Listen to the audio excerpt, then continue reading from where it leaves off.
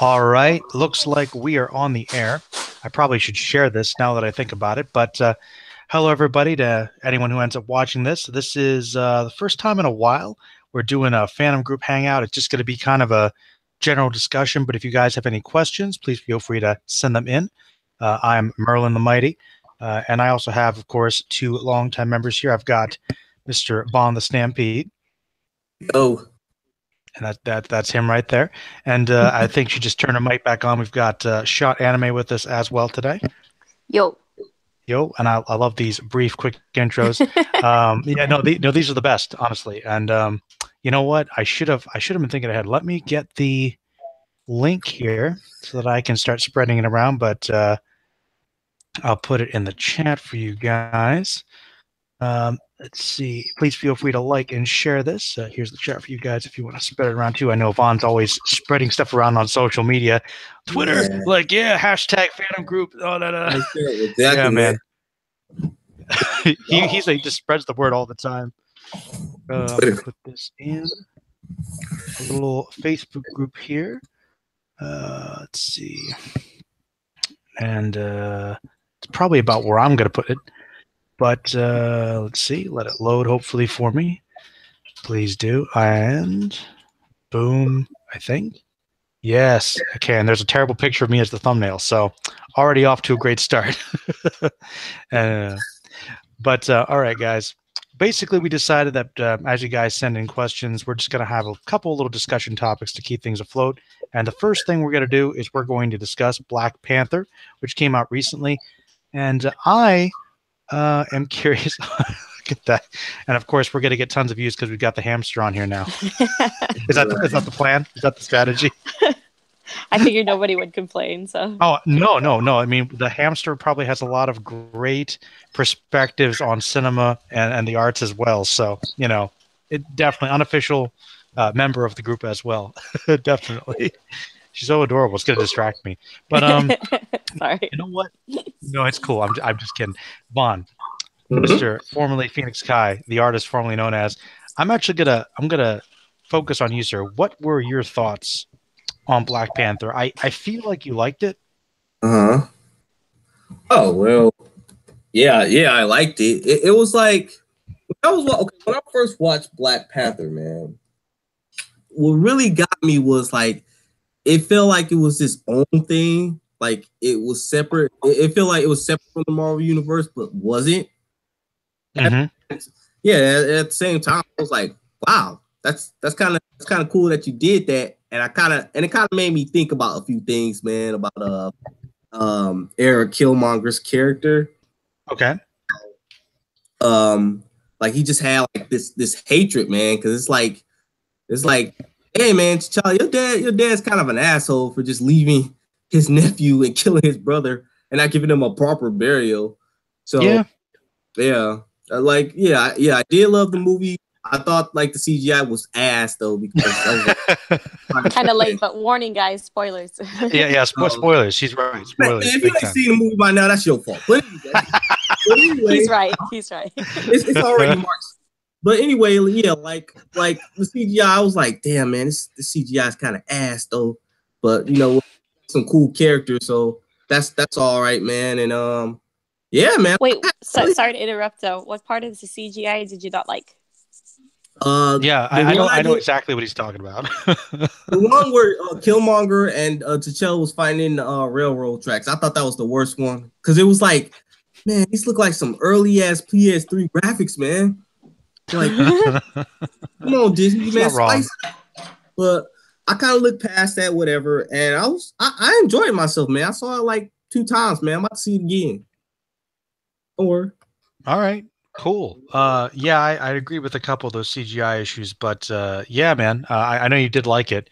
But Shot, what did you think about Black Panther? Okay, so I mean, I'm going to start out with basically, I do not, I did not read any of the Black Panther comics and stuff like that. Like I basically didn't know about him until he appeared. I think in the Avengers. Was it in the Civil War one? Yep. And so I went into it completely blind. Like I don't know anything about the comic book him or anything. So I'm going to say that I think usually when America in particular does a movie, and it usually has like a whole culture that's like, the movie's based on. Mhm. They don't really do a good job of just keeping it authentic. I think because there's this belief that like, um, it's not enough, and so they just change it somehow to where it's just kind of more influenced by the culture rather than it being the culture. So, for example, the first time I saw Moana, I'm not Hawaiian or anything, but like first Okay. time I Yeah. saw Moana, I was completely moved on how genuine it was all kept, and about how like, basically, oh wow, like just keeping things pure and keeping things like the way that it is really Mhm. enough. And it's something that I think we need, like creative wise. I'm an artist, so I'm just gonna get all like super artsy about this whole thing.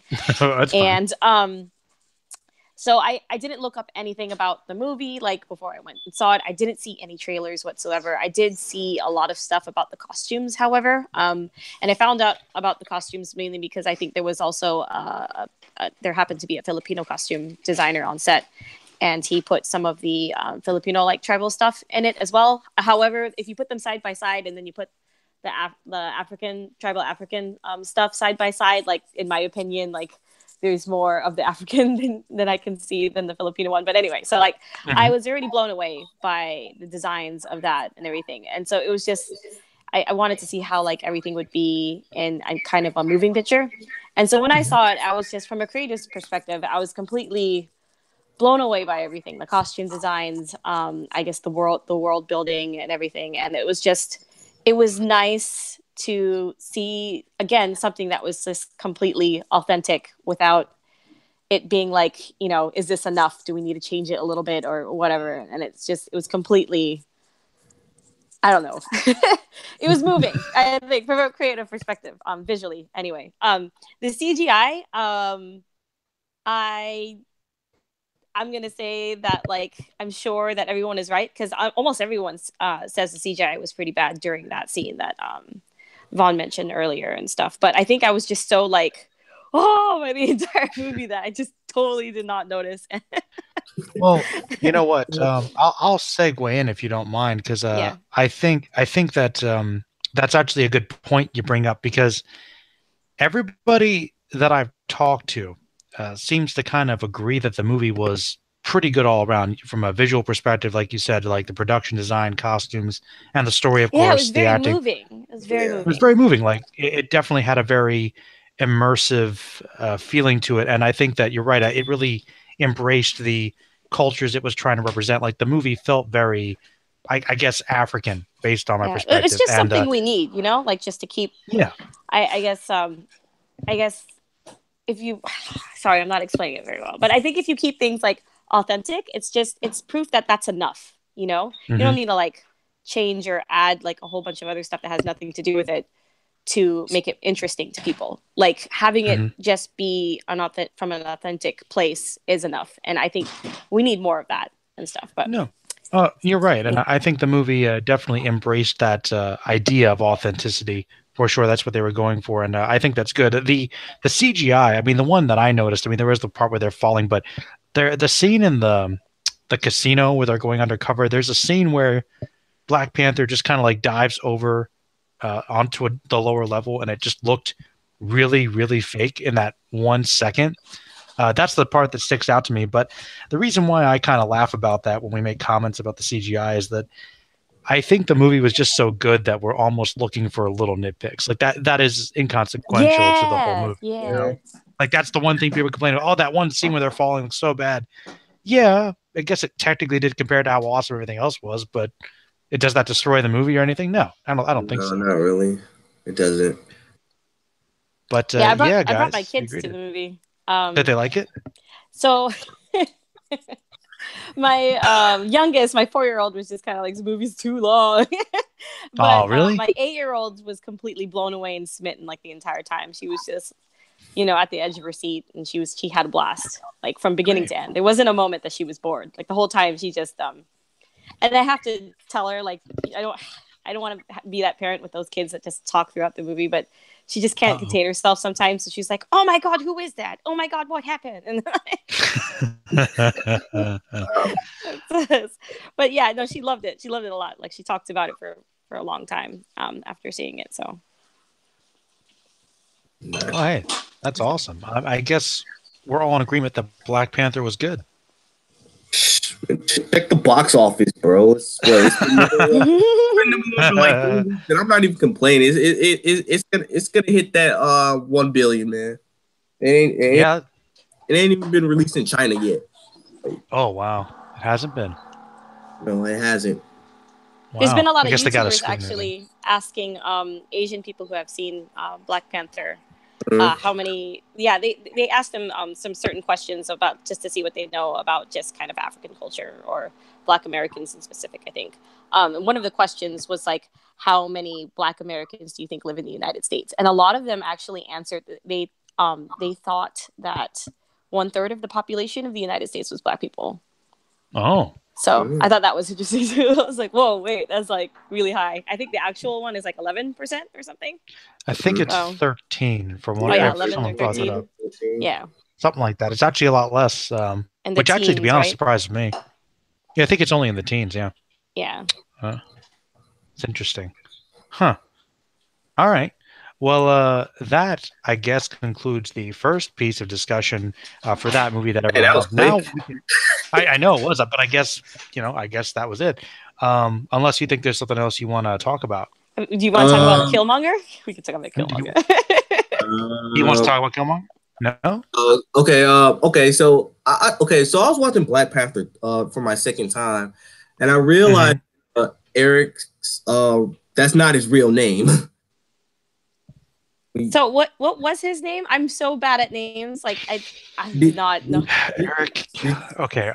I should. I'm a little weak on my Black Panther. All right. Eric Kill Michael B. Jordan, as I call him. Yeah. Eric I was Killmonger. gonna Okay. say it, but okay. Okay. Well, what is it? What was Like it? his like if you remember the scene where he came to Uganda where they were sitting at the throne, he was saying like I am the son of Njaku Njabu. Oh, yeah, okay. Okay. Ah. He was speaking in Ikosa. That's the language he was speaking in. Oh, okay. So that He did language say is that. You're right. yeah. I was like, So okay. Uh-huh. his name is Injabu? Yes, yeah, in Jaka or in Jagu. In Injagu. Java. Okay. Because Injaku. he spoke his real name in Ikosa when he was talking to everybody at the throne. So there is a topic of debate saying that like he is possibly one of the greatest villains in the Marvel series, and then some people disagreed and some people agreed, but it seems to be like I don't even understand why that's a debate. Like, I know, I mean, like, some people are like, oh, I don't think he's really that great. I mean, like, look, compared to almost every single Marvel villain, with the exception of, like, I guess Loki and maybe the Vulture, they are all one-dimensional. I'm going to take over the world bad guys. Of course, Killmonger's like easily one of the best, if not the best. Like, he's more than one dimension. he's the That kind I of think gives. to me he's the most compelling so far. Because yeah, he's the one that like you walk away from the movie and you think about, right? Yeah. Like you ponder about like what he was thinking and what what drove his decisions. It was I think that's what a lot of me and my friends talked about for like weeks after watching the movie. It was talking about like why he made certain decisions in the movie and like where maybe that came from Mhm. and I know. so for example, spoiler alert for the people, and it's your fault if you haven't seen it by now. Spoilers. Where he Wow. decides to like burn the entire field of herbs or whatever. Mhm. That part I did not it so when he kind of went to the other side, the spiritual realm or whatever, it seemed like he Mhm. had like a really heartwarming good time, and then he came out of it and he's like, no, we're gonna burn it all. And it's like, wait, you don't want to go again? Like, you don't want to possibly like talk to your dead dad again? Like, what the hell? So like so we Yeah. talked about that decision, and basically we thought that it was just kind of a writer's point to point out that like as righteous as he wanted to be, that was just kind of an indication that he was also in it mainly for himself, and he just didn't want to share that experience with anybody else, with anyone ever again, even if it meant that he wasn't going to have it anymore. And so I don't know, I wanted to know you guys' thought about that, I guess, of why Um, you think he decided to burn the herbs and stuff. Vaughn. Okay. Well, I think one of the reasons, like, I think he just wanted to watch Uganda burn and watch the whole world burn. So it's like, fuck all this shit, just burn it all. I don't care. So in his head, I think he just wasn't thinking straight because it's like, what if something happens when you may need those herbs again? You may never know. Yeah. So do you think he was just being destructive, or do you think he just simply did not want to share them with anyone else? Because if you get rid of the herbs, then there's no more. Basically, there's no more. What is it called? Ritual to fight for another king, right? So I think it's both. Because it's like, okay, what if he does like take over the kingdom? Like, what if he has children? Then the children would get it by default if there is no ritual. I don't think he was planning that far ahead. I think he was He being wasn't mostly planning that destructive far. because he was like, he wants to take over, but he kind of also wants revenge because those are the people that left him behind. So he's like, you know what? All your rituals that you denied me, I'm destroying it all. Like that's what I got out of that scene. Oh, okay. You know what's funny? I was just thinking about Sasuke and Killmonger. At least Killmonger's motivations was clear. It wasn't no emo shit. It was like, okay, your dad killed my dad, and he left me, and my dad was my whole world. So yeah, fuck everybody. Mm-hmm. Well, I mean, Sasuke kind of had the whole, Itachi issue, like the whole living up to the big brother thing. He was kind of living off his brother's desire for revenge more so than his own. So I think that's one reason people criticize Sasuke a lot at that time. But comparing the two, yeah, I think Killmonger, we understand his motivations. You just had to take shots at Sasuke. Is that one of those things that just hasn't happened in a long time? Yeah, man. I mean, nowadays, now, like, ever since Michael B. Jordan's like people discover that he loves anime, there's like these anime drawings of Killmonger cosplaying as Naruto or Sasuke. We're telling T'Challa like, yeah. Man, Well, wasn't his design also inspired by Vegeta and stuff? Vegeta, yeah, his armor. So I was like, that's badass though. That's pretty sweet, actually. Yeah. It looked really good, yeah. So. Mm-hmm. And like I didn't see it at first, but I was like, yeah, like that shape, it is exactly the same design, just like a different color. Another interesting point, and this has to do with the movie, but it's kind of like not about the storyline or anything. There's actually a huge debate in the Asian online community about the movie. Some people are really upset that they had the set in Seoul, but then they didn't have any like Korean characters, even though they were in Seoul. And there's other people who are just kind of like, calm down and stuff. It doesn't matter. We have our own movies. It's all good, and just to like kind of, I think, deviate from that argument a little bit. Just the first example that came to mind is it's like that seems a little petty to me because because you set something in a certain place, it doesn't necessarily mean that there's going to be main characters. I mean, in The Dark Knight, Batman does go to, I think, Hong Kong or something, and the only major character involved with that was a bad guy. No one complained about that. Yeah, so I'm actually on that side. I think it's a little nitpicky. I think the whole point of them going to Seoul was just to show that they are a powerful nation and they can travel the world if they need to, and they have like different spots, like points of connection with different groups. I also think it was purposely a nod to the K-pop culture in Korea, because I know that there are a lot of Black Americans that really enjoy K-pop, and so it was just kind of like, hey, we see you, and we're just saying that it's okay that you guys do K-pop, and we're cool with it. I just realized something, Vaughn. Hold on. I just realized that I want Vaughn to back me up here. This just goes to show what people will do on social media now. You're telling me that there is a group of people, Asian Americans, who are complaining about representation in Black Panther. Yup. Yep.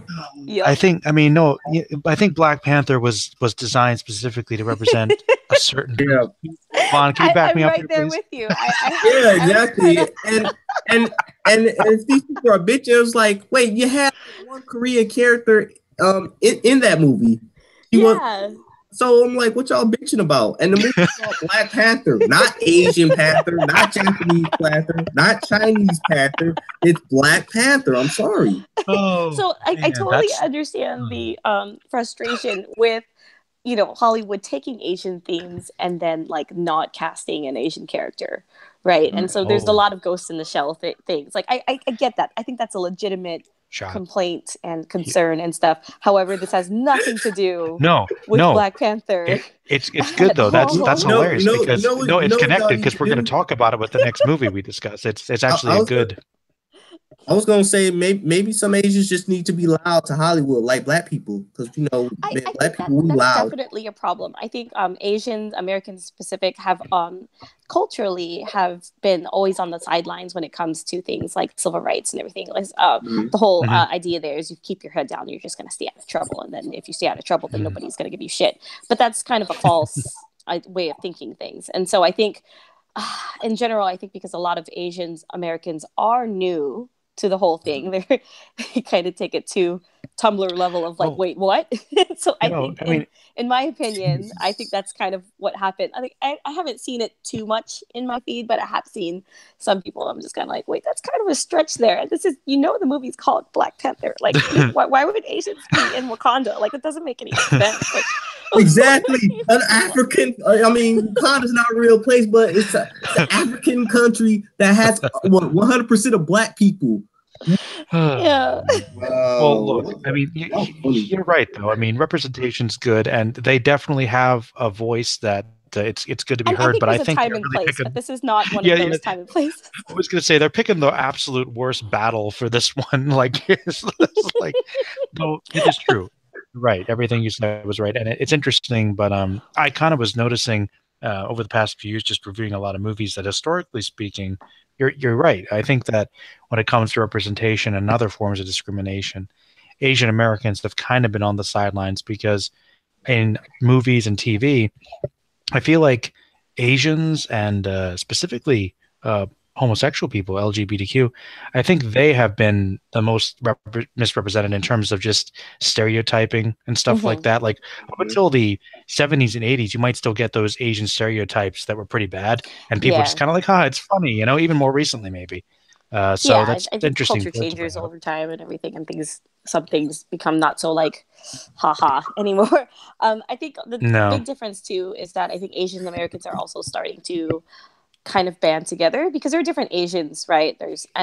Most of the time they just kind of kept to their own ethnic groups and stuff like that. But it's just as we're seeing, you kind of have to.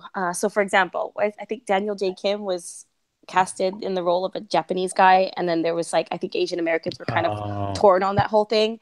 And so my whole thing is just kind of like, look, there's not a lot of us out there, so if one of us get it, like we should just like, whatever gets us forward, guys. Like, let's just do it. Right. Like, because at the end of the day, we're all still Asian Americans, right? We're not from Asian people, and so I think it's just better in numbers, and we should just probably. That's just my opinion or whatever. But sorry, I know we were going to talk about FMA, but that kind of we'll get there. My point into Altered Carbon. It's a good Have you guys segue, seen Altered Carbon? Altered Carbon. I've heard of it. Is that on Netflix? It is. So it's interesting. And I'm not going to tell you guys about the story or anything, but I highly recommend watching it. It kind of had also a divided, reception because it kind of did this whole Ghost in the Shell thing where it was just kind of like, haha, this Japanese person in this white person's body. Is that starring Joel Kinnaman? I don't know. I'm really bad at names. Because I think the main reason that I didn't check that one right away is because that's starring the man who was cast in the remake of one of my favorite movies that Vaughn and you might remember was one of my favorites. I believe he was RoboCop 2014. Oh, okay, that guy. Oh, I don't know. I don't remember. Yeah, I believe so. Yeah. So, well, I will say that the story is highly interesting. I heard from a friend who was really upset about, the Asian person being in a white person's body thing before I watched it. But I did watch it, and without spoiling too much, I kind of came out of, I guess, the end of the series without thinking that way. And I can't explain why, but I highly encourage that you guys watch it. It's pretty interesting. All right. Well, I know that always looking for good stuff on Netflix. Yeah, it's not the same as Ghost in the Shell. So. Okay. All right. Well, it's interesting because Ghost in the Shell, I won't keep us too delayed, but for all the issues with Ghost in the Shell, I think that as a movie and as an adaptation, I feel like you can do a lot worse. Like I know Ghost in the Shell got a lot of hate, but with Death Note recently, and then with Fullmetal Alchemist, which is of course one of my favorite series, being a live action adaptation, like Ghost in the Shell wasn't that bad by comparison. Like there I were some think things about it that when it comes down budget to it, wise. they just didn't cast a Japanese person because they wanted to sell it in China. I think that's basically it. Yeah, yeah, that's all marketing. Is Presentation really what that matters. is. But this is interesting because, and I do want your guys' opinion on this, and I think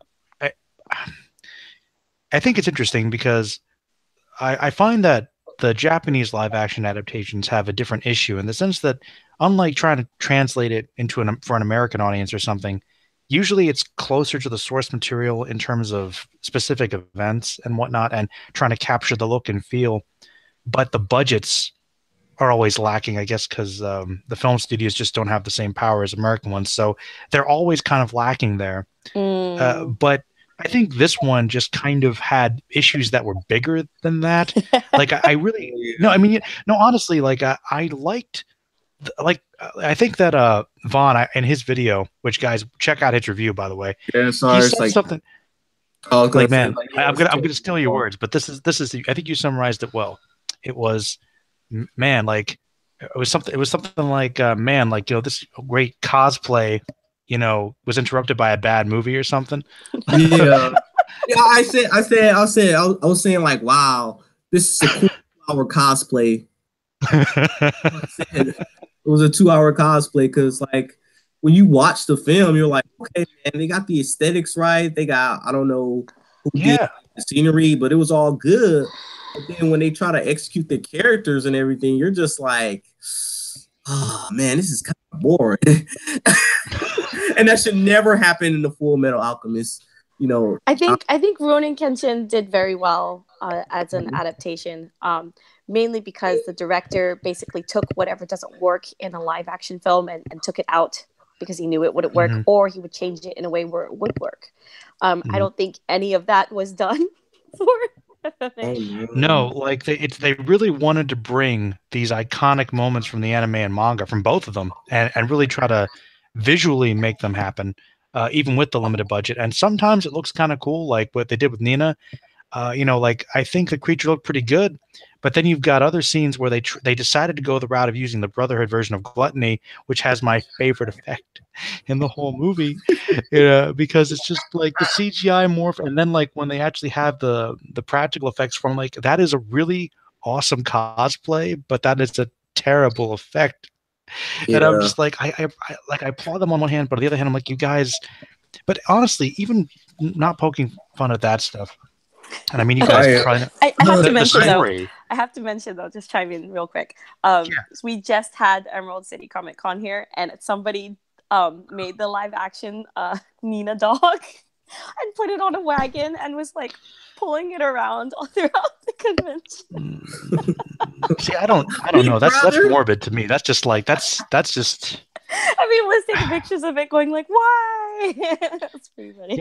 There's just some things that I just don't think you should do, man. I mean, though, Vaughn, like, you know what? The thing that bothered me the most about it, guys, was that, like, literally everything else about it, the costumes were technically good. Really, everybody looked great. But why was Al CGI? I was like completely CGI, and I could understand if it was like for action scenes.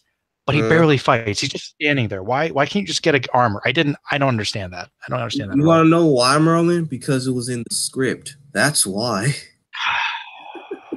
But it was like, okay, we don't have nothing for Al to do, so just like make him CGI. But that's it. That's all we're gonna do. Yep, we're just gonna make him shiny CGI. And you want to know was one scene that really pissed me off about Al. Just one?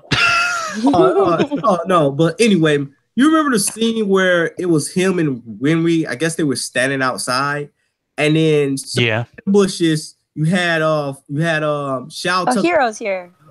Yeah, Hero's here. Hey, what up, Hero? But anyway, back to me. So anyway, So you know the scene where okay, like sorry, I'm tongue twisted. So anyway, Shao Tucker comes out the bushes, right? And I think he points a gun at Alphonse or Winry. So I'm like, Alphonse, why don't you protect Winry or just tackle Shao Tucker? You're made of armor, dude. It's not like he came up to Winry and point the gun to her head and say, I need you to do what I'm telling you before I shoot you in the head. I just got to interject here. Continue, please. I want to see where this brand is going, but I just feel like that is a great thing to say. Like Shao Tucker comes out of the bushes, like it's the beginning of a bad plot. Yeah, he just comes out the bushes. I'm like, okay, what's he gonna do? Is he gonna point the gun at Winry? No, he points the gun at Alphonse, and he's like, yeah, I'm gonna capture you. I'm like, how the fuck did you get captured by this asshole? What the fuck? And also, actually, Shad, I'm gonna direct this question to you, and of course, there's no answer. But this is a nitpick, but it's a nitpick that they were so good about trying to capture the look for pretty much all these characters. Yes, yeah. Not discounting the plot point of why she was there, because Vaughn and I agree she shouldn't have been there for like half the movie. But why was Winry's hair not blonde? So can anyone explain that to me? Like why? Why not? Just the wig. Okay. I don't like to bullshit this. This is why. This is why. Okay. Tell me why. I'm going to start with this actually had an all-star cast. There was a lot of big names in here. And there was, you can tell that they were just all freaking excited to even wear those costumes. Those costumes are really high quality. A lot of them, like you guys were saying, were spot on. I think the best thing about the movie. Winry too, right? They even changed her kind of personality a little bit. Her character. Winry. Oh yeah. Yeah, totally, they changed her into just kind of little sister type role, and it was just like she's never that role. She was more of kind of she was a family member like person, but she's not this cutesy little sister type thing, right? So really. I think it was mainly specifically for the Japanese audiences. If you what was that? What is that? I think that's I don't know what that was. Was that you? No, it's not me. It wasn't me. Yeah. So I think because blonde Asian women, okay, because they did use Asian people for this cast, right? So blonde Asian women, especially if it's in the role that they wanted her to be this cutesy little sister type of thing. If they're blonde, they kind of have this misconception of being more tough, like tomboy or unruly or just kind of Yankee. You guys understand the term Yankee or no? No, I don't. Please explain. Yankee is like basically, where you see like those girls and boys that go like I guess, how do you say it in English? Like furio, like they how would you translate furio and Yankee? Dikinai ne. So it's like the biker gang, and then basically the main characters from Yu Yu Hakusho, like the delinquents. Yeah, delinquents. There you go. So child that's kind of that's it's either the delinquents or they're just kind of these gyaru girls or whatever, and so it's just really hard, I think, for a Japanese audience to see a cutesy little sister type with blonde hair, and I think that's why they changed her hair and they changed her character. I get it completely because I remember I was watching like a someone's anime video explaining like what blonde hair means in Japan, in Japanese society of like So I went to Japan with hair that was like light brown. It wasn't even blonde, and I got a complaint immediately at my job from one of the students. Wow. Like they wanted me to dye my hair black like immediately. They said it was inappropriate. They said I looked too delinquent. And so they're really picky about that. So there are, if you're thinking about like, well, why are there some women in Japan that have blonde hair? It's either because they don't work at a company. They're probably like, they work at a place where it accepts that, which is maybe like a nightclub or something like that. Or they will, like if they have a 2-week vacation, they will just go and dye their hair for the 2 weeks, and then they'll dye it black again right before they have to go back to work. That's pretty common as well. Ah, that's actually really interesting. Dumb, right?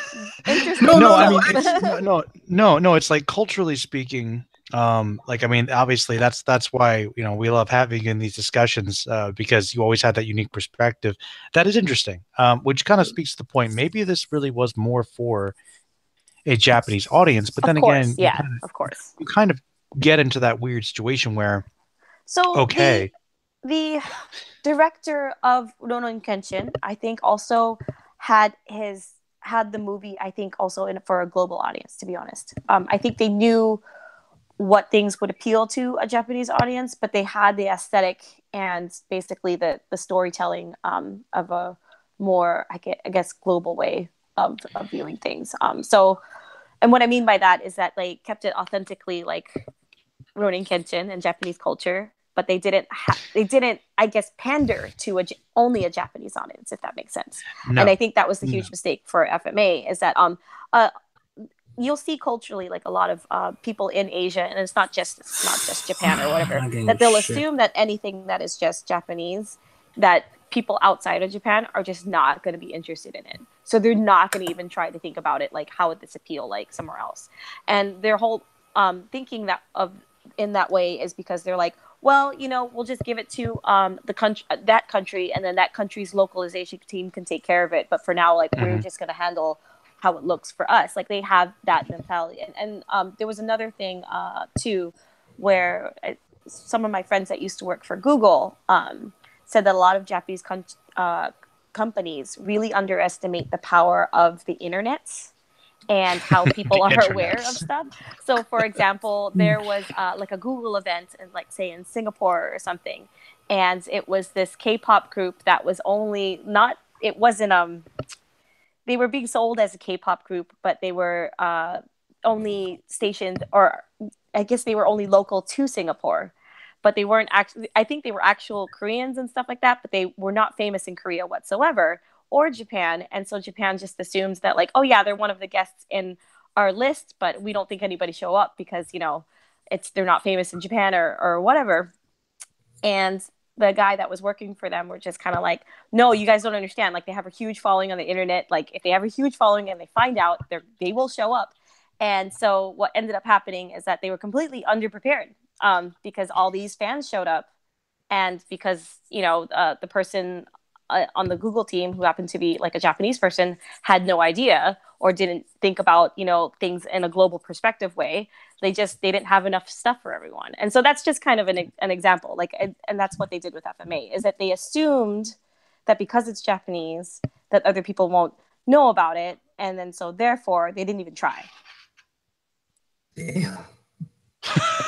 So So in depth. Um, well, okay. I really do appreciate your perspective on that because you're right. If they were trying to pander to the specificities of Japanese culture and not being too concerned about everyone else, that's fine. But obviously, Phono Alchemist is a pretty big fan base in the West, yeah, I don't think and I think it was a failure on many parts because it was obvious the director and whoever were the creative people making the executive decisions did not really know the gravity of what they were dealing with. And it was very obvious within like the first 5-10 minutes of watching it where you were just like, oh, okay. Yeah. Like they don't really know what they had here, and that's fine, but I think Vaughn's description of it was completely accurate. It was just kind of a cosplay Yeah. fan made kind of thing. well, I mean, this is the question that I wanted to lead up to because I think that everyone kind of agrees that I think even from a story perspective, obviously there are things that were missing or rushed or improperly done, which we can get into later maybe. But Mhm. I think that Fullmetal Alchemist is one of those very unique anime where it's kind of generally agreed upon that the casting could have been a European because the anime takes place in a fictionalized version of Germany. Yep. Is it possible that maybe if they wanted to broaden that, maybe the company could have cast European or Caucasian actors, or do you think they should have given that to Warner Brothers directly and they should have tried to adapt it over Um, here, or would so that have I been think disastrous for different reasons? I think in the best case scenario for Full Metal Alchemist, what they should have done, in my opinion, if they're, let's just say you had like ultimate amount of money within this project, okay, and this is kind Of of the course, ideal, which would be infinite. the ideal situation. I think there's a reason why Brotherhood was much better than the original, is because they did.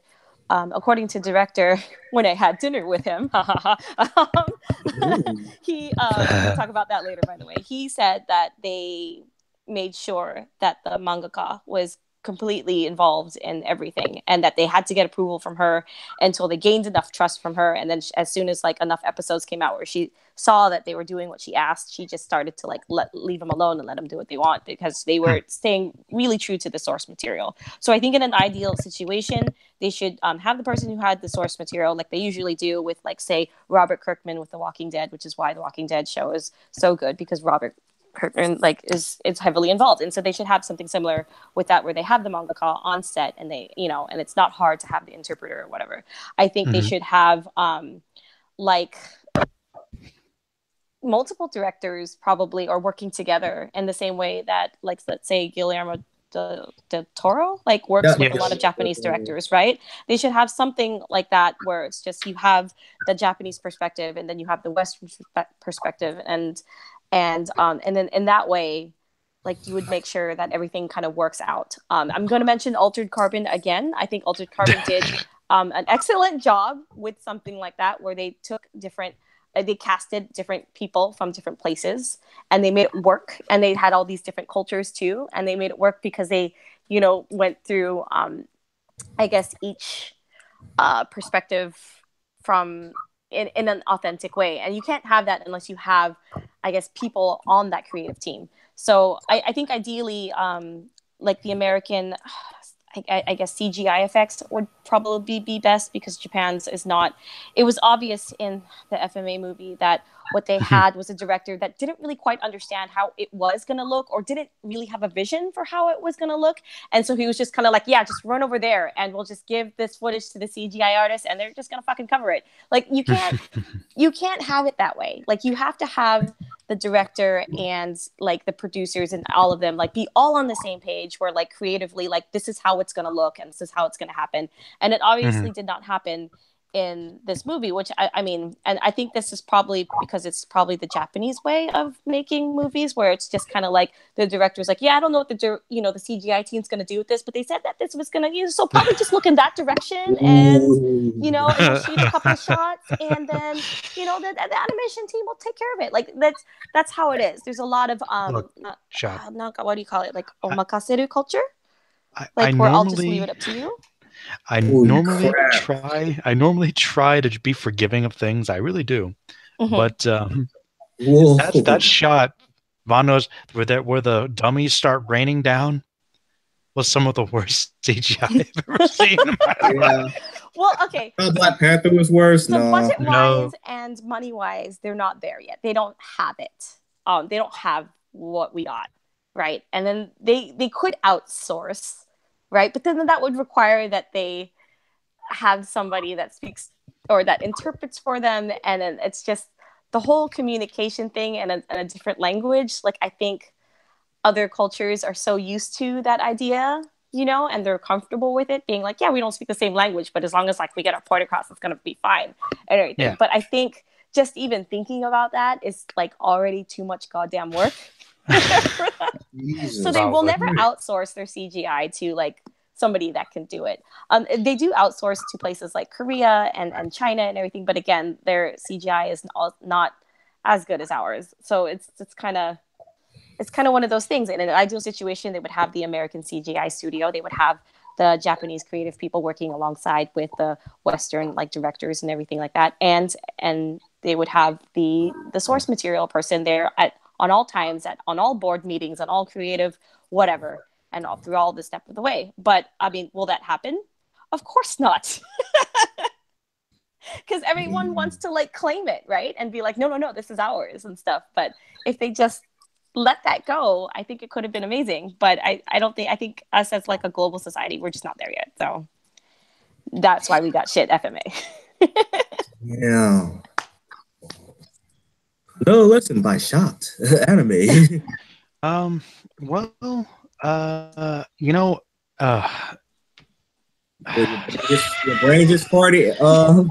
no, no, really. I'm trying to reel from what she said because she said that she thought that Brotherhood was better than the original, which she may have forgotten. That's very taboo in this part of the live stream here. I think it's better than the original because they stuck to source material. That's why.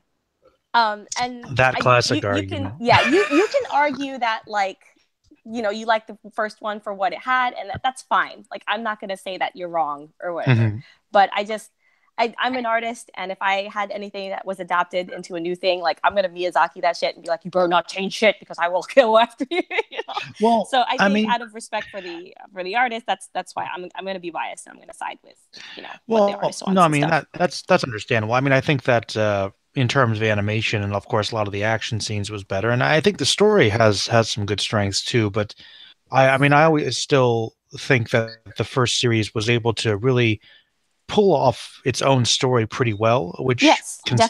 considering which is very hard to do, especially Yes. when it comes to anime. And I think they That's based changed on. whatever was necessary for that time that it aired, because it aired like so much earlier than Brotherhood, and so I think those changes were necessary for that time. So I understand.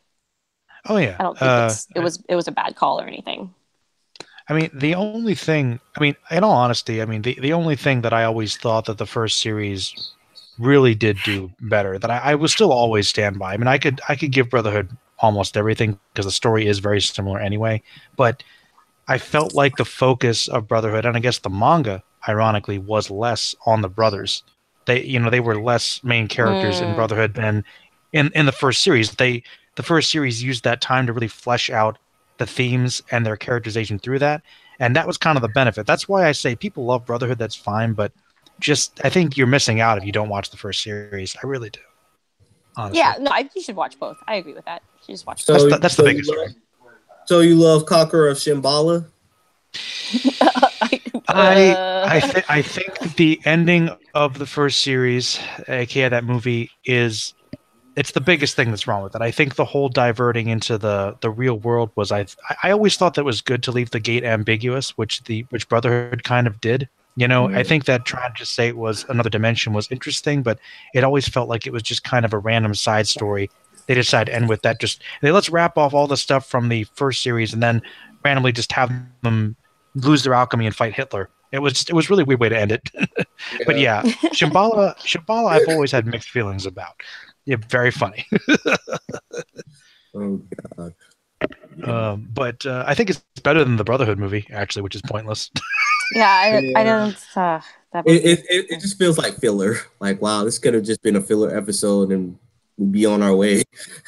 Pretty much. Yeah, it kind of just it felt like this thing where the actors were just like, "Hey, let's have a good time," and then they put it together, and then it came out, and it's I.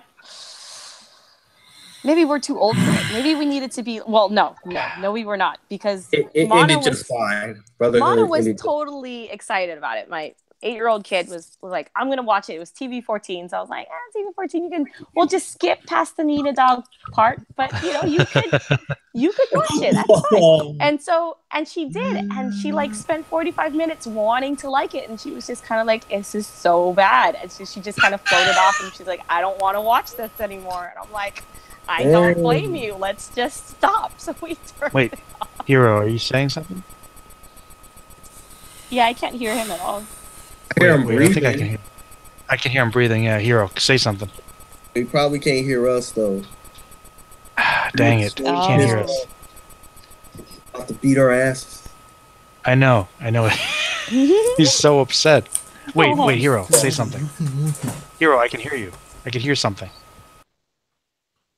I can hear him. You guys can hear him, right? Yeah, I yeah. can Yeah, hear I him. hear. Also, one more thing about the blonde hair thing. I kind of knew that from playing Persona 5. So the main characters, he dialed his hair blonde, and teachers keep telling him like, "Oh, you're a delinquent. Why don't you change your hair back to black?" He's like, "Man, f all that." Yeah. So, interesting point. My husband's twin little brothers, when they were in junior high and high school, they have naturally light brown hair, and they Mhm. Mhm. always got in trouble for that. and they were just like, you need to stop dyeing your hair, and they're like, we're not dyeing our hair. This is our hair. And it's still, I mean, there was an article going out about it, where this I guess there's this like natural brown hair registry in Japan, and if you're not on it, then you can get expelled from your school. Like, What that's if you're a possibility. different race? Wow. I think if you're a different race, you kind of get a pass. Unless you're an Asian different race, then you don't get a pass. Wait, so if you're so what if you're like half Asian and half black, and then so it actually all depends on how you look. So if they look at you and you look more white to them, you get a pass. But if they look at you and you look more Asian, then you don't get a pass. Yeah. Hey guys, we got one of our first questions from the chat actually. Woo! First question, which I'm going to give him a shout out for being one of the people watching, but Taco God, I'm assuming they like tacos. They're asking what our thoughts are on the return of Shaman King. Ah. Wow, I haven't seen Shaman King when it was in 4Kids, so I'm like, I don't know. But what about you guys? I kind of don't know how to feel about it. I don't know how to. No, I don't. Please elaborate.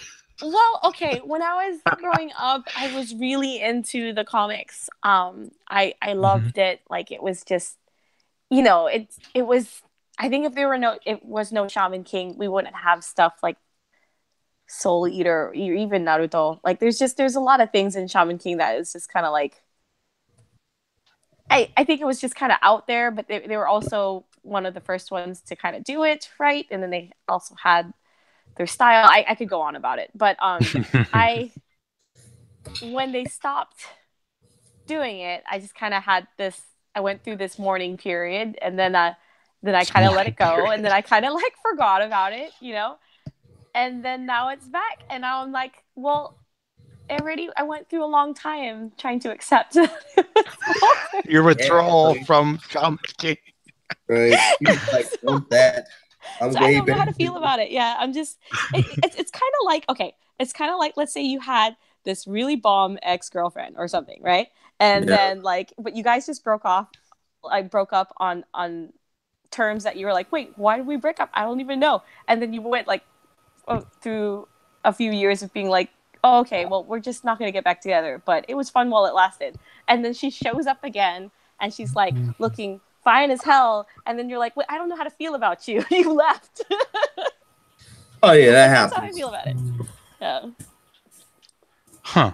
Interesting. So basically, fuck her or him. There you go. Yeah, but I'm sure I'll check it out and stuff. I just haven't. Yeah, it's been years since I've seen Shaman King, so who knows? Yeah. Hero's having some technical difficulties for some reason trying to get in here. So what was the next topic other than Full Metal Alchemist? Well, actually, Shout, the next topic, is good because we're talking about it. You wanted to talk a little bit about some new anime Citrus and how to keep a mummy? Yeah. Okay, so there's a lot of kid-friendly anime this season. So my girls are totally watching them. They're watching Sanrio Boys, which is about like 5 boys who are really into, or high school boys who are into Sanrio. And there's only like one character that's arguably cutesy, but the rest of them are surprisingly pretty stereotypical boys. Anime boys anyway. So. And then we're also watching the Babysitters Club,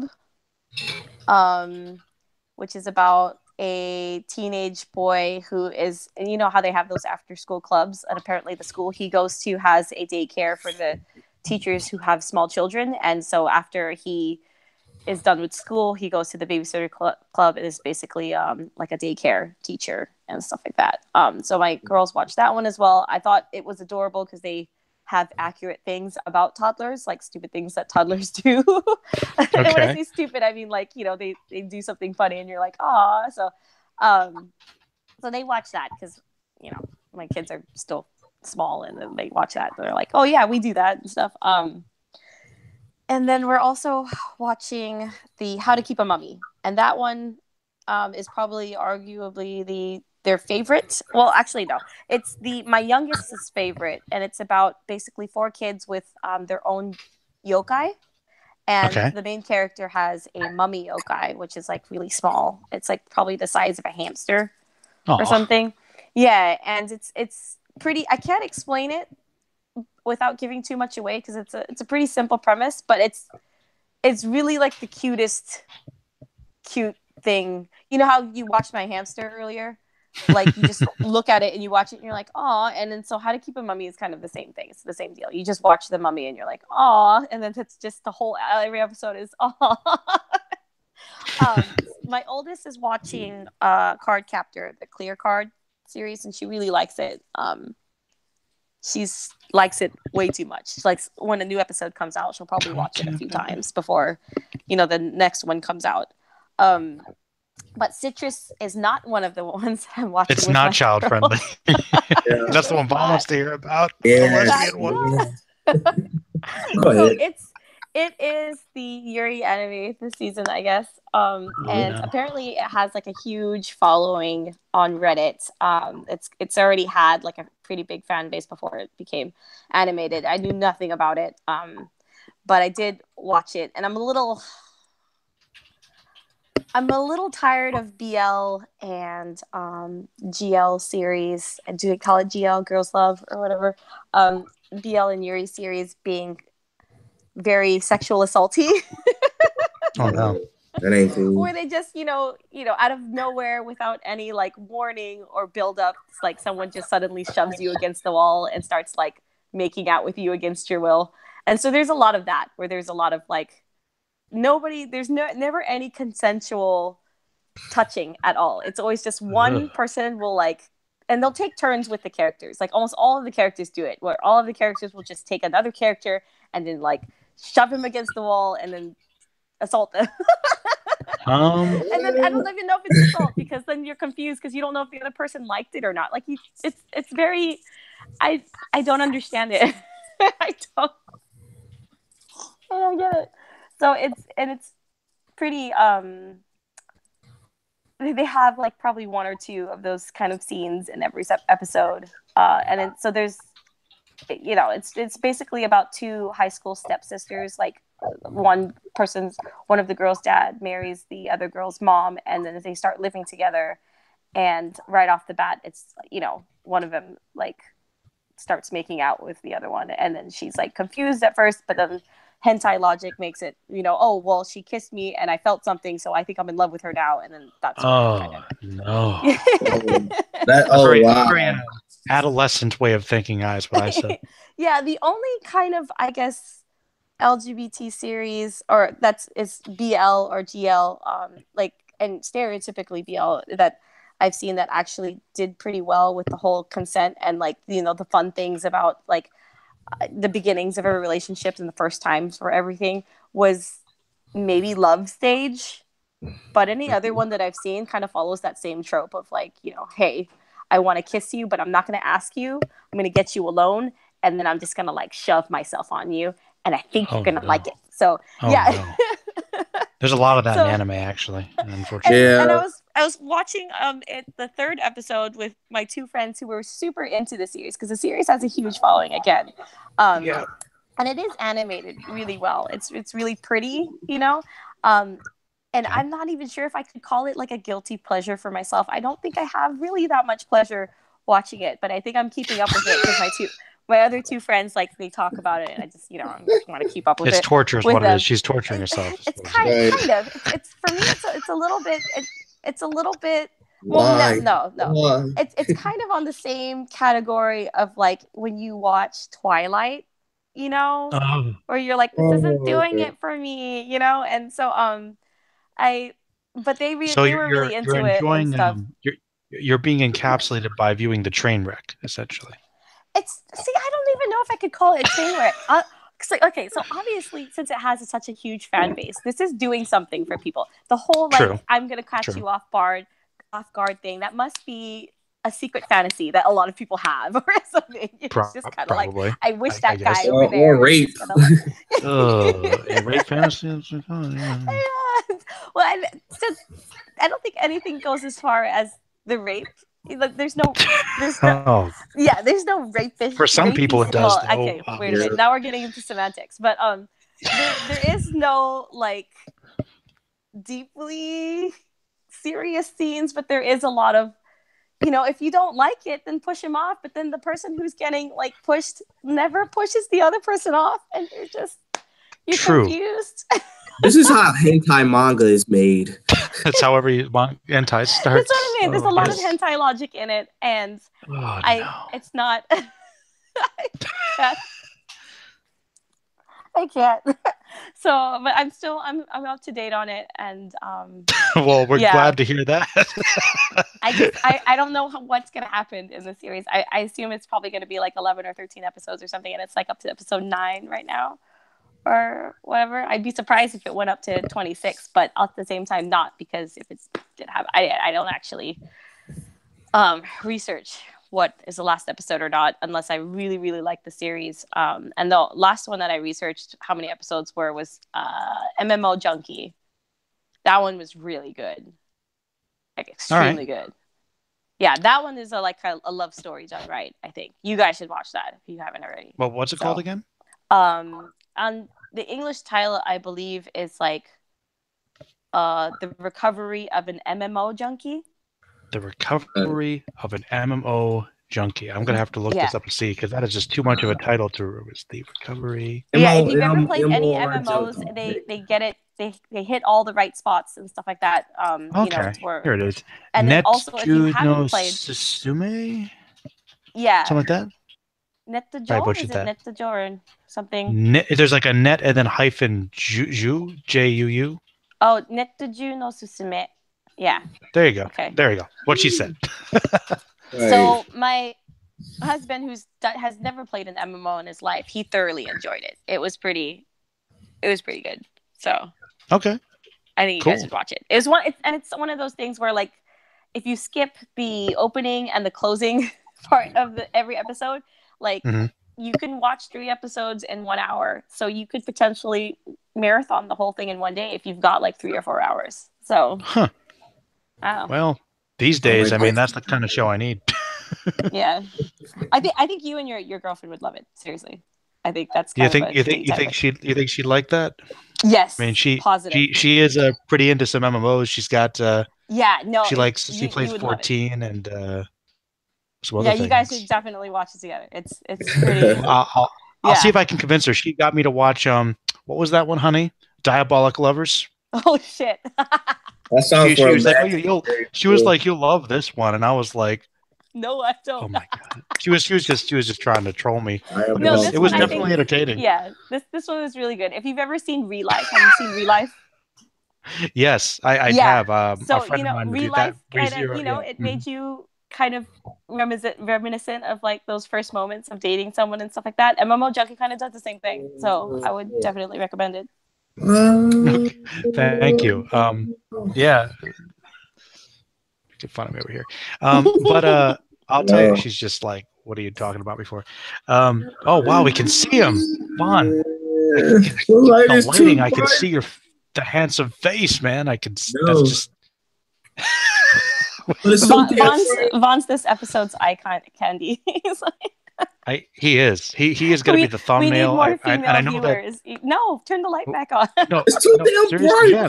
It's hurting my damn eyes. That's why you point it towards the wall, and the light that bounces off of the wall is going to light you up, but not, there. Look, hey, I know that Dead might catch this tomorrow, and he likes to go in and edit everything, to get the max views. I request you gotta put Vaughn's face as the thumbnail. It's the point now. But all right. I think we can. But before we enter our last discussion point, there was another question. Okay. This one, actually, there's a bunch of things. Just popped up, but where was it? Taco God asked again, will hiatus ever return?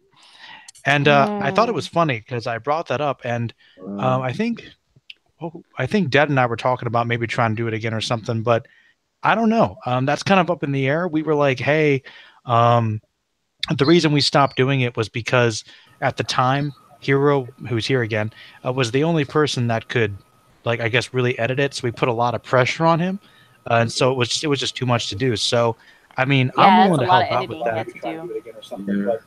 Yeah. Like, that's kind of up in the air. We can hear Hero again, but yeah. I mean, I don't know. I was willing to like do it again if everyone else was down for it, like some way. But I mean, would you guys want to do it again, or I don't know? Do you think that'd be too much, like another episode or something? I'll do it again. My character didn't even, the one that I wanted to voice act was Kurapika. He didn't even show up I'll yet. help So I was out. like, no. And actually, but you know, Bon, you voiced my favorite character. I actually watched those episodes again, and I think that the Smokey the Fox Bear character Yeah. I got the funniest part. Like, only you can prevent forest fires, motherfucker. It's like, Wow. oh, See, I don't even remember that. I really no, don't. seriously, man. That one, watch it again, man. Those are probably the funniest parts. It's like, because it's just not what you'd expect. I don't remember that at all. No, but I mean, I liked doing them. I thought it was really cool. I liked obviously the little bit of voice work I did when I did Hisoka, and I would help with more You editing have if a we did it very again. good voice acting voice. I by the have way. heard that before. I'm actually thinking about trying to get into it somehow, but everyone just thinks I have a really good voice, and I'm like, I hope so. I don't know. Do radio. Thank You you, do. though. Well, that's why I do podcasts, Juan, because I can be like, hello, you're tuning into Merlin the Mighty's channel, where we're going to talk about all kinds of nerdy things for an hour, and I'm really just like to hear the sound of my own voice, but some people like it as well. I don't know. You sound like one of those Southern NRA people doing a podcast. Oh, you about no. guns. The Southern NRA people. Like, I sound like NPR? Hello. No, we are going to NRA. talk about it. And I sound like an NRA guy? Yeah, no, but okay. Let me. That's just mean. There needs to be Wow. context. No, just not normally, but just now when you were like, "Hello, come That back to the." performance, okay. Yeah, That's that one. horrible. Yeah, I've been listening to a lot of NRA centered podcasts just because I got curious, and I usually go down this rabbit hole, and then yeah. So you did kind of sound like them when you were like, "Hello." I hear typing. I hear him. Yeah, I hear him we can too. I hear hear him. you. I could hear you, Hero, but you can't hear us. Success. Actually, Hero, if you could just talk, just say something, and you could even keep your thing on. Yeah, Say someone hi. should just let him know. Just watch the live stream or something. But then the live stream is like lagging a little bit, right? Yeah, it's Oh, gonna be he- like oh. He doesn't feel like doing it. Okay, well, that's cool. I mean, he probably. I Can you think even- he's. Yes, we can hear you. We can hear you just fine. That's what I'm doing, but I don't think you can hear me. No, I can hear you. We can hear you. We can hear you just fine. You can? Yeah. Oh, wow. I'm surprised, but because I am listening to you through a tab. Well, you know what? All right, everybody. Let's just give Hero a little bit of time to catch up. Hero, welcome. The problem with this, Merlin, is that I'm going to have like a huge delay in the conversation. That's Yeah, why I that's will like just a type huge my delay. responses. Yeah, man, that's fine. I don't know why you're having an issue getting in there, but I mean, if you want to just like stay here and say stuff in the chat, I mean, we'll keep you in the conversation if you want. If you want to just stick in. I'm not sure what's up with the so what are your settings actually?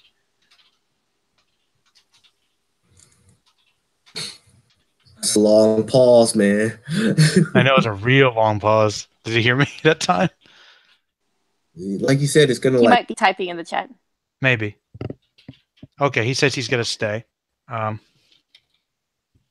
Okay, so Um, what was next on the list? Oh yeah. Well, that's perfect, Hero, because we'll give you time to be included. But Dragon Ball Super. Oh, yeah. You said you guys were more caught up. I kind of keep up vaguely with what's going on, but I just honestly, I kind of lost interest because I just felt like the stakes weren't really there for me. I know that's weird because universes are being eliminated, but I didn't feel like we knew enough of these characters to really care. But I'd like to hear what you guys have been saying about the most recent stuff because I know it's winding down. It's not ending, is there? Just taking a break. Okay, well, I can go first in this. Yeah. Now, it's only Goku and Jiren left. Actually, Frieza's in there too, and Goku has a new form, the Ultra Instinct, and and I guess Jiren was holding back the whole time, like usual, and went ahead at it, and Of course. and the whole arena is being torn apart. And everyone is saying, "Oh my God, who's going to be the final two left?" And I'm, well, there's still Frieza because look.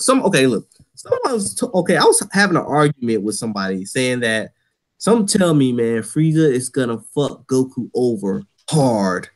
Like he's either gonna run out of energy and he's Goku off the ring, and then he's gonna grant his own wish. And someone was saying to me, like, man, like Frieza ain't gonna do all that. Dude, he's Frieza. Let's not forget destroyed Planet Vegeta, tortured Vegeta, tortured Gohan, came back. And he's not doing anything. So he's obviously saving his energy for something, right? Yeah, so, he's saving his energy to like strike back. So like he's gonna fuck over Goku maybe during the tournament or after the tournament. It's just a matter of time. But go ahead, Shop.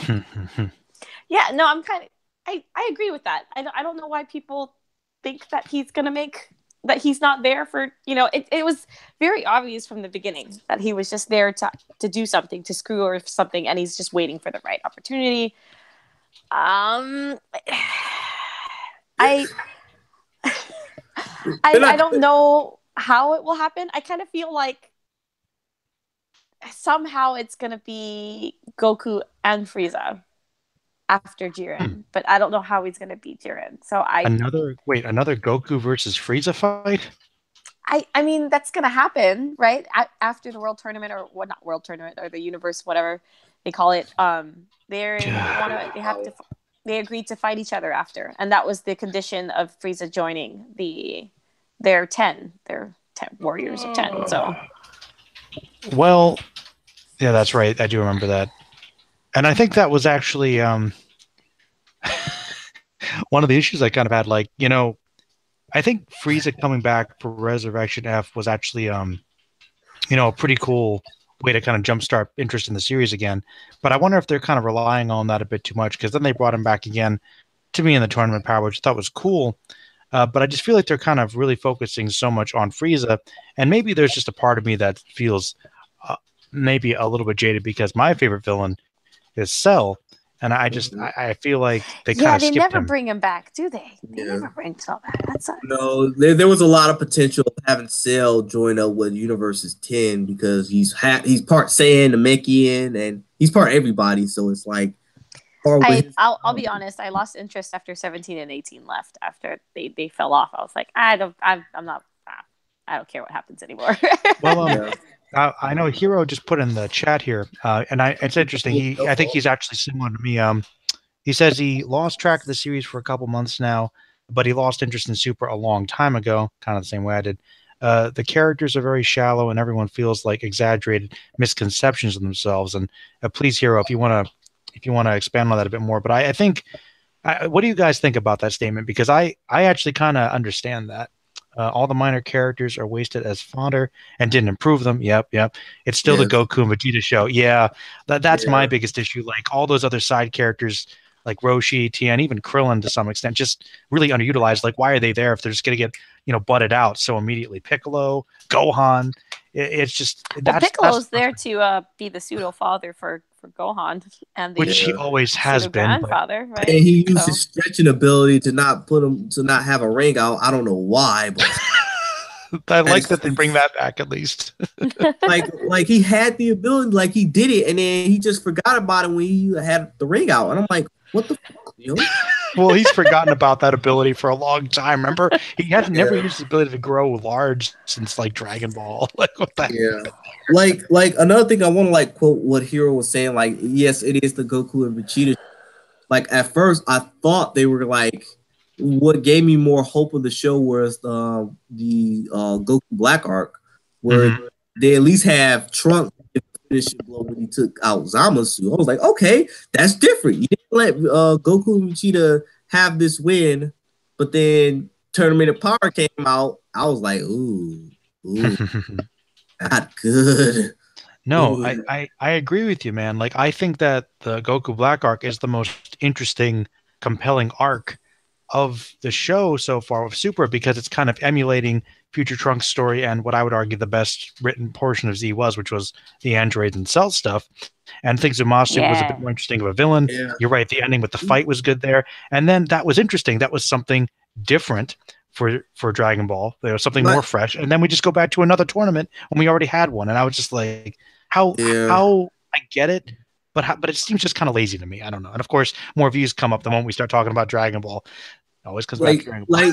Do you guys? Okay, question though. Do you guys think that Goku feels any guilt whatsoever for starting this whole tournament? And I hope so. Like killing off all. He hasn't at all. It's just like, this is just one big game. It's like, dude, man. Is that not messed up though? Right? Like you just basically killed off like millions and billions of people, and he's just like, just because you wanted to have something interesting. Like, look, I get that Goku. That's pretty narcissistic. I get that's the thing. The way Goku has been portrayed. Like, I know he's never been the smartest guy, but Goku is. If you really think about it, in this season, it seems like Goku's so horrible with this arc. Like, because he couldn't. Like, I can understand he's endangered people before, but so many people are being wiped out of existence, and it's like, and he doesn't seem to feel any sort of remorse. Like, this whole thing is happening. That's not Goku. No, I mean, like, if this were any other show, I mean, like, Goku should be like literally not able to fight because he's so overcome. Like, dude, this is really heavy even for Dragon Ball. Like, and Hero says there's a lot of failed opportunities. Boo never, big letters, doesn't do anything. He's right. They kept Boo out for no reason. The evil containment wave was brought up for nothing. Frieza and Frost hardly collaborated. Goku's character is dead. That's not him. Oh man. Yeah, that's so another thing. They never collaborated. They was just like, okay, well, we're just gonna take out these other guys, and then Frieza just backstabs Frost. I was like, dude, there was a opportunity to just betraying on their teammates. Mm-hmm. The two of them would have been even bigger. Yeah, they never did it. That, like, wow, like the whole Goku's writing. Like, did Goku lose some brain cells or something? Like, I know that's what it seems like. I know he's not. Not care about Goku and Jiren very much. Like, I couldn't care for their rivalry that much. I think I cared more about like Goku getting with Beerus. Right? Beerus, like, like, I mean, not getting with, but, you know, like, fighting against him, you know? And, I know that's, like, a different fandom of Dragon Ball. But, like, I mean, I was more interested in that because, like, Beerus was more compelling as a character, and you wanted to, like, see what he does and what happens. Like, I don't care at all what Jiren does. I'm not amazed. Well, you know by what it. it is. I don't think that I'm not impressed. You know, it's you know what it is. Shot is that I think you're onto something there, because the thing that's different about Beerus is that he was not your conventional Dragon Ball villain, in the sense that he wasn't exactly a villain. So that's what made him more unpredictable as a character. He had more personality and more of a purpose. Jiren is not a villain. He's just, you want to know what's Jiren's backstory, man? Yeah, what was his backstory, actually? I don't know much about him. All right, it's Batman. He's Batman? You know the origin of Batman story, where, you know, his parents got what's Yes, I know about that. That's Jiren's backstory. Some dude who was stronger than Jiren killed all somebody went and to his parents. Shot Jiren's parents in a black alley. He's like, I will be the defender of my world. Batman. Is that a sense? I'm Batman. I'm Dragon Ball's Batman. I thought that was Piccolo, but okay. No. That's basically his origin story. Like, somebody who was like stronger than him killed his parents, killed his master, killed his friends, and it's like this sounds like Batman and Togoro's story combined. But those were interesting. Like, Togoro's backstory was a lot more layers to his character. Let me ask you guys this, because I mean, I think picking off that I don't. How much have they really fleshed out his character? Because that's one of the problems I noticed with Super is it feels like they just haven't really given a lot of the characters that much time because it is just a tournament. Like you have them pop up, they'd be colorful, but then they just wouldn't be there very long. Like they dumped a big cast of characters and didn't do much. You know what, Hero? About those, like all the characters from different universes, we don't like get like backstories of them, like a flash. Some of them got flashbacks. Okay, some of them, but not a lot of them. But he's saying that Beerus and Whis just kind of became background characters, even though they kind of started Super. You know, they're kind of side characters already, even though they were most interesting part of it. I really like Beerus and I really like Whis, and so it's weird that they came out again. Yeah, what Hero was saying was two strong characters, and then you have Jiren, which you're just kind of like, oh yeah, he's so strong and so powerful. But so are they. They're already OP, man. And they're already the really high for something really exciting, and then you kind of like go and I get it because Goku has to work his way up, but Jiren is just not interesting at all. Like even if they portray him as this powerful person, but that's the thing. I thought Hit though was like better. Hit was a bit more interesting. Hit is more interesting. Yeah. But that's the thing, guys, is that it comes back to this problem that the Hero was kind of talking about too, the misconceptions and people kind of just getting into the whole shallow, they're so powerful. That's for most fans, I guess, on a base level, and maybe that's one way to watch Dragon Ball. That's all you need for Jiren is for him to just be awesome. But you already have these two other characters who not only are very powerful, but they're interesting, they're more developed, they have more personality. We have more time with them, and then just relegated to being on the sidelines. And then you introduce all these other characters. It just seems, I honestly feel like there are aspects of Super that are the best written, but there's only small elements of it. Like we're not getting enough of the story and of the characters, and that's the part of it that I think they're skipping over. They're focusing a bit too much on the week-to-week fights, if that makes any sense. I know that might sound weird. This feels like this whole tournament thing, the universe tournament thing, seems like one really long filler. Yeah. Exactly. That's why I don't care about it. And that's messed up because it's supposed to be all these major things. And Hero said, Dragon Ball Super is like the current Star Wars. Ooh, rinse and repeat with lack of originality. Like Hero's hate for Super is coming out through these texts right now. He's mad. Hates this shit. Like fuck Super, fuck Goku, fuck Vegeta, fuck Toriyama. He literally said Goku's character is dead. I'm like, shit. I also don't like how I'm gonna say my favorite character of Super, and I know a lot of people might disagree with me on this, is Vegeta. Like I really love Vegeta in Super. No, wait. Actually, no. You know what? I'm there with you. Actually. Yeah. But I don't like that just because he's a father, that they kind of like don't give him the opportunities that he should have. Like I don't agree with that at all. Like I feel like, wait a minute, like so you mean he doesn't train as much just because he's a dad? Like that doesn't make, I don't know. Are you afraid they're implying that because he's a parent he can't be the best he can be? That's might be sending a bad message, maybe? Well, okay, because Vegeta is obviously like he's a more involved parent than say like Goku is. But he's not like hands-on at all times. You know what I mean? So what is he really doing there? He's just there in the background, like with his like, you know, folding his arms. Like you could be training, dude. Like look, this is the thing. This is the thing, though. This is the thing. They might not be handling it properly exactly, but the reason why I know some people don't like the fact that Vegeta might not be exactly the way he was, but this is the reason why a lot of people liked him and why he's so many people's favorite character. And even further, Super, Vegeta's progression is the natural progression he was going to. The fact that he's not an a-hole and he has responsibilities and cares, Vegeta grew up.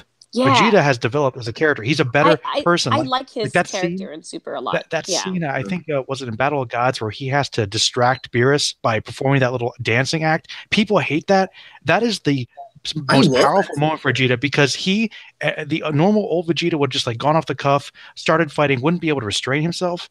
That is more development than Goku has ever had. Honestly. Yeah, and even 17 actually had the same thing too, right? Because he has his own family, then he became a different person. And so it was just, but that's life. Like some people choose to have kids and choose to have families and stuff like that. And they change and stuff. I don't like how I feel like they take away a lot of his opportunities for development just because he's a parent. And it's like, well, I mean, I understand like that might be compromised, like that will be like pretty realistic. However, I also don't like how now he's like so far away from Goku in comparison to before that I feel like it's almost not fair because he has the potential, right? Like when he like develops, he will develop really quickly, like in one jump, as opposed to Goku, where he does all this training and everything like constantly, so he's just constantly improving and stuff. Do you know what I mean? So like Vegeta does have the potential always to kind of surpass or be at the same level as Goku, and I don't like that the writing just really kind of prevents him from doing that. I do enjoy like seeing the little other scenes with him and his family and stuff like that, but he's just sitting there in the background with, like folding his arms. So it's just like you could be training and be there with your family at the same time. I don't understand why you have to be just standing there. Like that's what you're right. That's what a lot of the other characters have done too. And it's kind of funny. He's kind of being pushed aside for Goku like everyone else has been. And actually, do you think what Hiro said here is correct? If we're judging DBS by surface level battle shonen standards, I don't picture many people rewatching the beginning of Super since most people are more into the current universe survival arc. Like, I would say like Dragon Ball Super had like a rough start because we had like the 2 movies, and then it was, hey, let's do episodes of the films that came out, and that became really bad because a lot of people was like, what the hell is this? So remember we talked about how Japan makes things for Japanese audience? Could you explain that? Because that was my biggest problem with Super, is that like we've seen these in better quality and much less the time already. Why did they do that? Why did they do that? Do you mean like Start Super or the movies? What are you talking about? Well, like why would they? Okay, I don't mind Super, but why would they try to expand something we already saw into a longer show that had all the bad animation stuff? Like it was pointless. Oh, okay, I see. So I think Dragon Ball is basically a cultural icon. It's what Star Wars is to Americans. I think it's what Dragon Ball is to Japanese fans and stuff. And so when Super came back, it didn't. With Toei's being super shitty recently. Like the only thing, Toei puts all of their fucking money into like their magical girl shows, with the exception of the first 2 seasons of Sailor Moon Crystal. But everything else, I think they'd care more about these properties. Yeah, but I don't know. Toei used to be at the top of their game, like let's say in the 90s, right? You know, but now it's just I don't know what happened to them. I think it's only really about money, and so I think. But then you see that sometimes they'll really flesh out things, and you'll be like, oh wow, you know, so you know that they're capable of it. Like for example, that one episode where like, oh, I guess all the veteran animators decided to show up for work that day, and you know, so it's there, and you just kind of have that like maybe once every 10 weeks, right? And it's just and so it kind of is enough to give you hope to keep you going for the 9 weeks until you have it again, right? But I think to be honest, from my perspective, when Super came back, even with the shitty animation quality, it was just amazing that it was even back on TV, and it was just nostalgic. So that's why there was a lot of like non-battle everything in that first part, because it was just really feeding people's nostalgia things. That was okay though. Like I think some of the best episodes weren't that combat based. They're fun. That honestly. Yeah. But I think Toei is also, I feel like they don't do their research anymore. Like, because anime and just shows in general, like their choreography for battle scenes and everything has really stepped up its game, you know? And I don't know. I mean, I don't read the Super manga, so maybe people who read the Super manga can chime in about this, but maybe there's just not good, they don't have enough creative people on the team. So from what I understand, is that the animation director actually doesn't decide how the scene is going to go. So how it works in a Japanese-based animation studio is that like you have the animators, and then they'll let the animators know, hey, this scene is coming up. All of you guys, if you want to pitch what you think is good in this scene, everybody, turn it in by this day. And that's how they decide. And so let's say there's like 4 or 5 different people that turn in like, oh, I think the sequences should go like this. And all the animation director does is he just points at the one that he thinks is good or that he finds is good, and then that's it. Like there's no creative, I think, motivation for a lot of the people that do work at Toei, and I would probably assume it's probably maybe due to a high turnover rate, because the animation industry over there, they get like, I think if you work in an animation studio, you get paid $18K a year. Ooh. Right? Yeah. Ooh. So the only way to move up is if you get more of your own scenes that you pitch to your for key animation, and if you have like more of your own key animations being taken in the show, then you move up, and then you're no longer doing that creative thing anymore. You're just making decisions. And I think that's probably why it's so low, is because they probably don't have enough creative people on their team, or when they do, they're not part of the creative process anymore. Wow. And Well, I think it's because they're stretched thin too, because they have all those shows, right? They have like all those big name shows. They got the One Piece. They got what else? That One What Piece. else? They got Sailor Moon. They got what is it? All the Pretty Cure. They also do Pretty Cure, right? So like all of their creative whatever, I feel like just goes into freaking Pretty Cure series, and then which nobody watches except little girls and maybe 40-year-old men. But it's just you don't really. I mean, in Japan, but. So it's kind of, I don't know what they're doing. I think they think that they're making a lot of their money in one way, so they're putting all of their creative energy in the other thing. And then they also rely too much on the fact that Dragon Ball has a loyal fan base, and same with the One Piece fan base, right? And that's the animation for One Piece is like really unbearable. So it's I was like, wow, look at this bullshit. But let me see, what did Hiro say here? Vegeta is one of the cases where a character grows up with the audience, hence responsibilities, but I do think they're spending too much time with him. It just makes Goku look awful by comparison. Vegeta is meant to be the number 2 guy, always chasing after the goal. Once he surpasses Goku, Vegeta's story is done. And Z's in here too. Vegeta honestly sucks in Super because he's regressed to pre-Boo self. I guess that's kind of true. Oh, right. Yeah. Vegeta He has was a lot changed more the most, righteous but that after doesn't. Boo. Yeah. Yes, that's true. He's still kind of worried about trying to catch Goku, whereas in Boo he was like, I don't care anymore. He'll always be better. So they're right. They did kind of conveniently skip that. That's a good point. Actually, that's a good point. That's one thing that isn't the best. He's like, Kakarot, you're the best. You're the best. I mean, I think that part about him getting responsibilities and doing different things is good. But yeah, the fact that at the same time he's still so obsessed with catching Goku when he's like, no, I'm just going to do my own thing. They did kind of keep that going because I guess that Goku-Vegeta dynamic is one of the most popular things about the show. But where would they go from there? I mean, I like the fact that Goku is trying to learn different things about himself. Like, okay, maybe I should not be so brash about some things. There was a line there early on, I think in one of the movies, but I don't know how well they've really done to flesh that out with Goku's character. That's one area where they're lacking. That's a good point. Okay. All his overconfidence.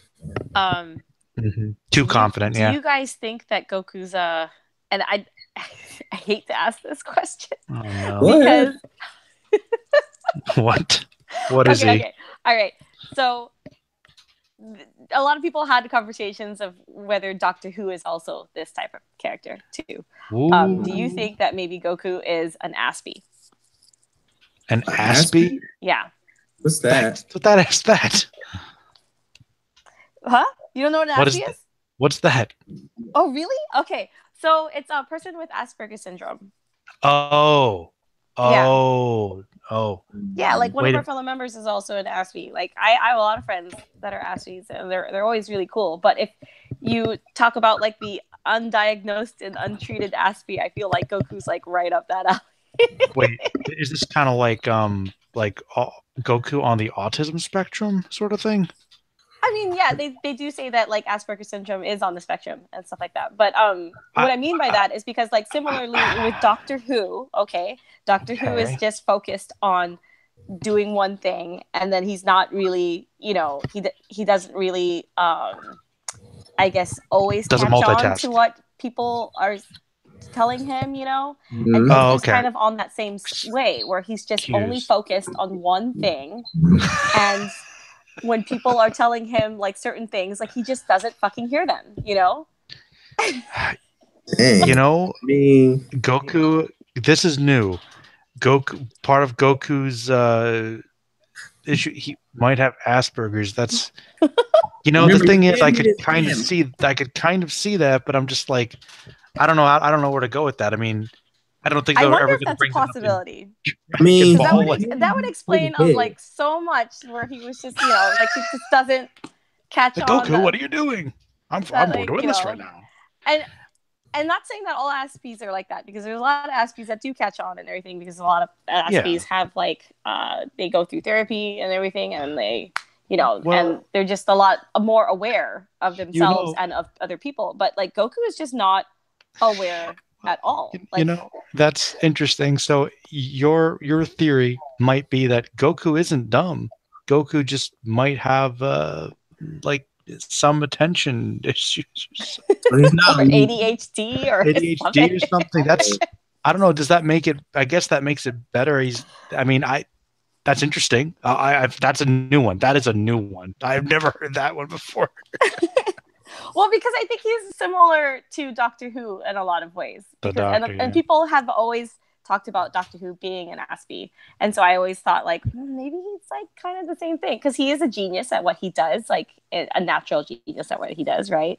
And then he is very skilled, and he's all in what he does as well. And he excels at it. But he's also fixated. And there's really nothing else that exists in his life.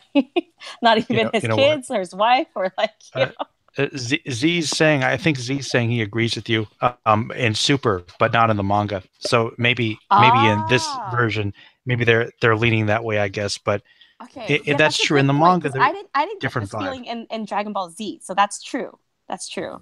Goku's totally different. So maybe Dragon Ball Super Goku is like leaning towards the like being an Aspie. Yeah. Is Goku a hero? Name of video. Though hero suggesting that should be the title. He's not a hero. I just think he just likes to fight, and when it's like threatening his friends, then it's something different. Goku is a hero by convenience. Well, Aspies have friends, right? So I mean, he can have friends. He can genuinely care about them. Yeah, he cares. Well, he cares, but it's like he doesn't realize that they're in danger right away. And he's like, oh man, I'll get you for what you did to my friends. Like, he does get angry about that, but it's like, that's always like the second thought. Like, he doesn't think, I don't know, that he'll jump into it when it's needed, but Goku isn't gallivanting off trying to stop injustice. He's like, oh, there's a bad guy over there who's really strong. I'll fight that guy. Like, I'll point myself in that direction. Because he's strong, right? Yeah. Because he's a challenge, not because he's evil. Necessarily. It's like his sex drive, man, just kicks up when he fights somebody strong. Goku's hero Dragon Ball is Think about it, like I'm still trying to figure out why is Chi-Chi with this dude? Because no, come on, let's be straight up. Their marriage is a business contract. It's not. It's a business contract. It is. Is it just because she likes Great Saiyan dick or something? I mean.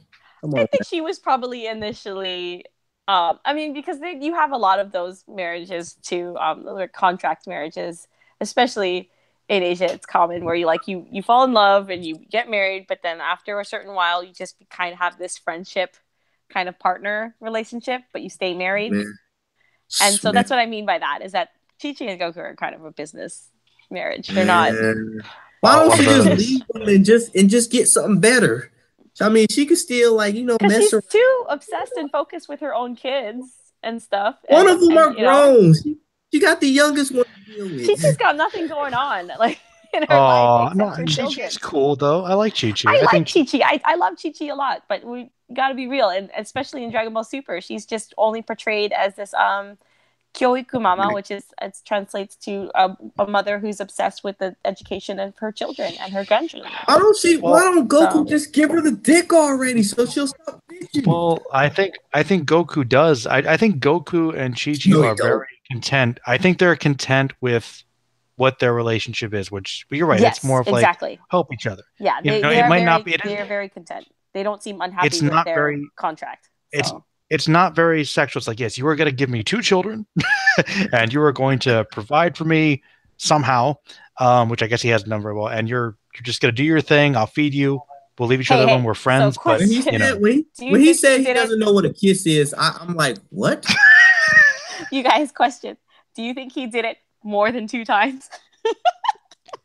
Vaughn, do you want to think about that image? I don't. I can, man. Hold on, let me think about it. You know what? They probably did it twice, man. Because I don't think Chi-Chi would like bitch and moan when Goku's like off training. Like, dude, just give her the D, and then she'll let you go training. So you think that she is kind of uptight because she doesn't get that satisfaction enough? I would be uptight too. Well, maybe she's not. Maybe she's like, I don't know, not that. Look, interested. man, I'm just saying, like, Goku, just do something nice for her every month, okay? You ain't got to do it. That's month, his man. theory. Shot. What's your theory? You don't think that's even a factor here? I think love is dead in their relationship, but they still care about each other. That's what I think. Love is dead. It's dark. Oh man. No, but they're okay with it. That That's true. they're happy with their arrangement, which is why I don't look down on it. I'm not trying to judge or whatever, but like I would. Yeah, but they did have a moment. I think the both of them. I forget which episode it was, but there was they did have a moment where Android time? No, and Super. Like I think it was like either before or after Gohan was in that movie or something, or they kind of had this moment where they just kind of were like sitting outside and they had like a talk or something, or maybe I just dreamt that entire scene up in my head. But they did, where they had this like, oh okay, they seem fine. But I mean, for the most part, she's not fixed. She's not worried about him in that way, in the way that like you would worry about your significant other. I just want to get an escort, okay? That's just me. Yeah, no, she's not. She doesn't have a lot of stuff going on, so she's just obsessed with her kids, whatever. Because she went from being like really into fighting and tournaments, and then as soon as she had Gohan, she was like, "Well, look how your dad turned out with that. I don't like it." So instead, exactly. That should have been the moment. Gohan into a, focus on his studies and stuff like that, which seemed to work out for Gohan in a way, right? In a way. So in a way. Well, yeah, I think Zia agrees that like they kept some inconsistencies there, like with give her the dick already, bro. Yeah, exactly. But yeah, guys, I think that is a fantastic place to wind down because I'll be honest, I'm getting tired. We've been going for about 2 hours, so that's good. That's pretty good. This is good because Phantom Group hasn't done a stream in a while. Unfortunately, Hero and Z couldn't get in for some reason, but we're gonna plan to do some more of these sometime. Who knows? Maybe we'll do more. But yeah, before we go, if anybody wants to say anything they're planning to do on their channels, Vaughn, you got anything coming up? Well, Wednesday I'm gonna upload my demo reel, so footage I took, so you can see my artsy side. And Fridays I'm doing a gaming live stream. So cool. And Shot, I know you haven't really done much, but I mean, you want to talk about your art or something, or sure. So there is the biggest anime convention in the Northwest, SakuraCon, coming up in Seattle at the end of this month. I will have a table at Artist Alley there, so I'm pretty excited. I've been working on a lot of art posters. Right now I'm inking a poster that I have of Bakugo from My Hero Academia and Vegeta, and they're kind of on doing their own Power Pose or whatever in the same thing, and I thought that was a good crossover, and I'm really excited about it. I'm also planning on making a Project Echo poster because I really loved Project Echo when I was growing up.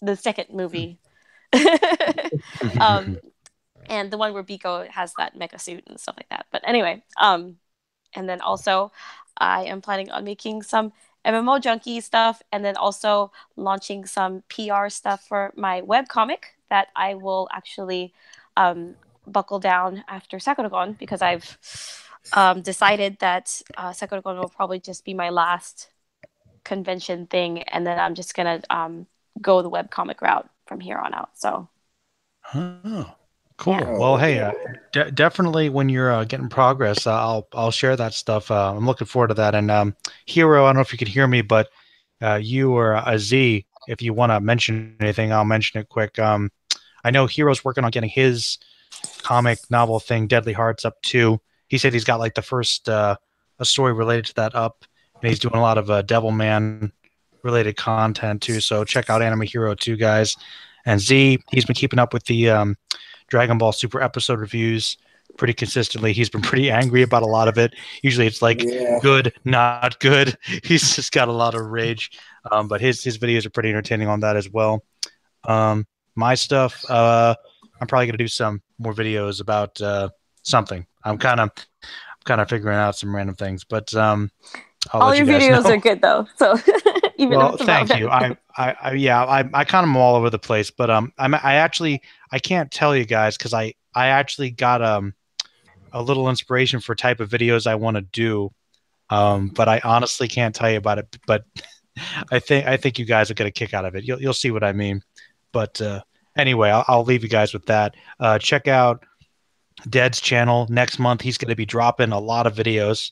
I know. Check out my Merlin cast with him if you want to find out more, because he dropped a pretty big one. Zoro, of course, One Piece reviews. George is doing those as well. Lunar's got a lot of funny videos. She's doing some covers. See if I can remember. I know Sasuke's back. He's doing videos sometimes, I think. Am I forgetting anybody? Vaughn. Vaughn. Oh, what? No.